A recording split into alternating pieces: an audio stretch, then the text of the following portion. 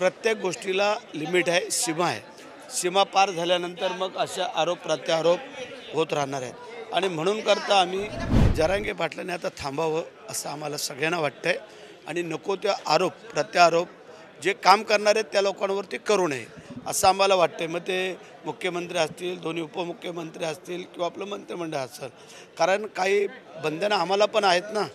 जरी आम्ही मुख्यमंत्री उपमुख्यमंत्री सरकार असलो तरी पण आम्हालाही काही कायद्याच्या कचाड्यात बसणारं आरक्षण देणं आहे ते दिलेलं आहे।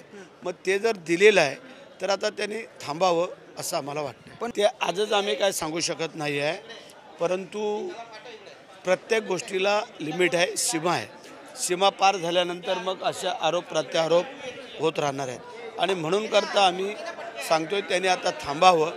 जे दिलेलं आहे ते योग्य प्रकारे दिलेलं आहे, त्यामध्ये अजून त्यांनी सहकार्याच्या भूमिकेत यावं तर त्याचं काहीतरी चीज होईल।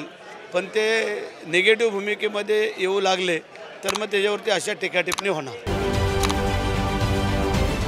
राजकारणातील प्रत्येक अचूक बातमीचे सर्वात आधी अपडेट्स मिळवण्यासाठी सरकारनामाच्या सर्व सोशल मीडिया प्लॅटफॉर्मला लाईक, फॉलो आणि सबस्क्राईब करा। तसंच सर्व नोटिफिकेशनसाठी बेल आयकॉन प्रेस करायला विसरू नका।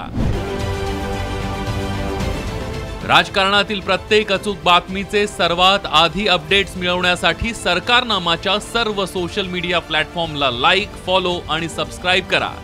तसंच सर्व नोटिफिकेशनसाठी बेल आयकॉन प्रेस करायला विसरू नका।